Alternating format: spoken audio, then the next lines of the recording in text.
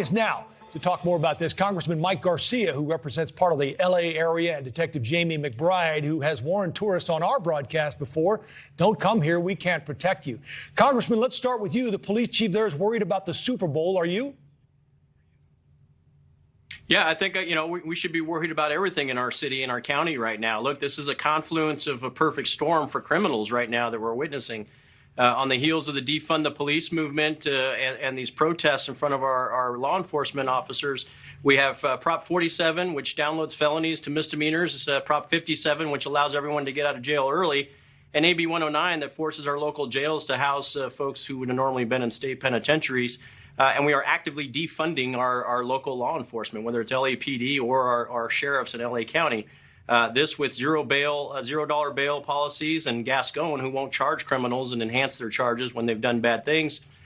This is the Wild West all over again. And so, yes, I'm worried about the Super Bowl, and I'm worried about our everyday lives as Angelenos in Los Angeles County right now. Yeah, we'll talk more about that because I know you had sort of a virtual discussion about it today. But, Detective, let's bring you in on this. What do you do for the Super Bowl for contingency plans? I mean, we mentioned on the way in here, you're looking at 2,500 law enforcement officers who are out sick. And this, as we mentioned, isn't just one day. It's not Super Bowl Sunday. It's a whole week.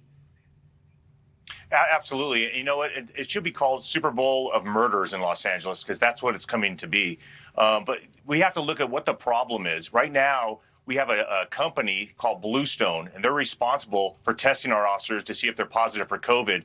And it's taking sometimes up to 10 days to get that positive results back, which means that officer is out there dealing with the community, fellow officers, and that's how we're getting so many people sick now is because this company is not coming back fast enough with the results. And let's not forget, this company is owned by a city commissioner who was awarded a no-bid $3 million contract, meaning nobody else could put in for this contract, and he got it. It sounds shady. We've been asking for investigations, and this is just another thing of why this needs to be investigated because the results are not coming back fast enough. So down this many officers, Detective, what are your options?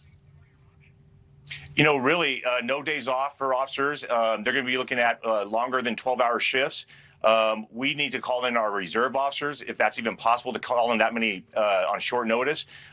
Really, we're becoming a reactive police department instead of a proactive police department, meaning if there's crimes committed, we can't prevent them. All we can do is show up and take a report. And unfortunately, that's what we're seeing now. If you're planning to come to the Super Bowl, they're talking about handing out N95 masks at the Super Bowl for everybody that attends, when really they need to start handing out bulletproof vests because that's the only thing that's going to keep them safe. Congressman, we talked about this virtual discussion. You called it a commitment to law and order. What came out of this discussion today, and where do you think it needs to go?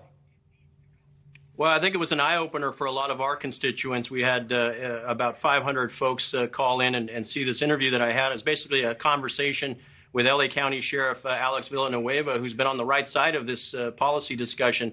He's pushing for law and order. He's supporting the victims rather than the criminals. And I want to also thank Detective McBride for his service.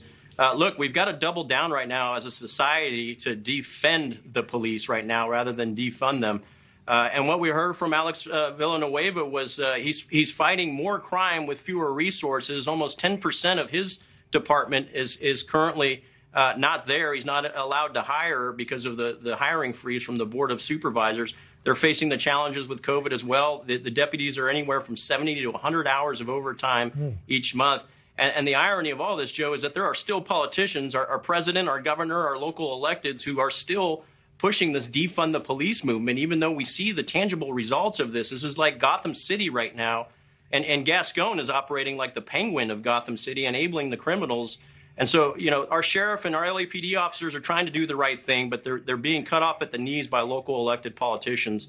And this forum was an opportunity for our constituents to hear exactly what's going on in our streets and talk about the solutions moving forward. Detective, we hear these things and you almost wonder, where do you start, right? I mean, you're facing so many challenges right now. What needs to happen? And is it sort of a domino effect? If you can get A, then maybe B and C fall in place as well.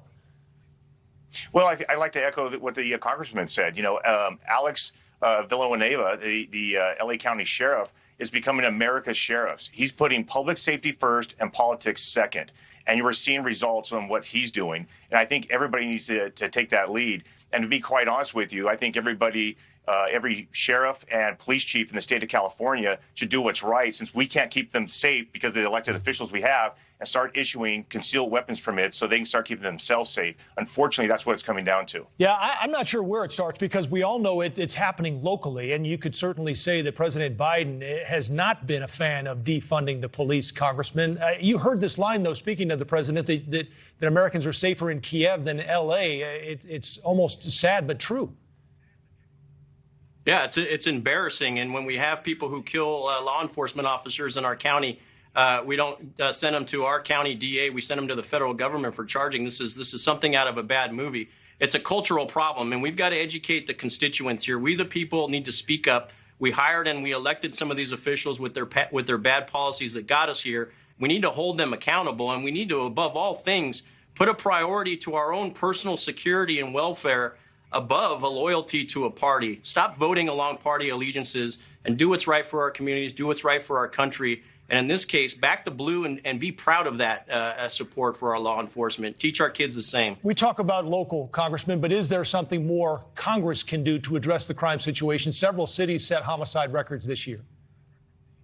Yeah, absolutely. And then we've got to turn our back on this progressive and woke criminal justice view that criminals need to be coddled. I sit on the Appropriations Committee in Congress. Even in our last hearings back in June of last year, just a few months ago, more than half of that committee, in the form of the Democrats, were actively pushing defund the police aspects to our federal budgets.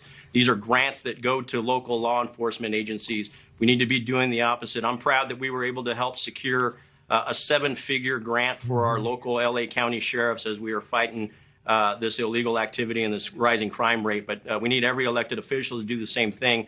And the federal level, the state level, and the county level all need to chip in here and fix this problem. It's all levels of government. Well, the numbers certainly tell the story across the country, for sure. Congressman Mike Garcia of California and LAPD Detective Jamie McBride, it's good to see you both. Thanks for the time.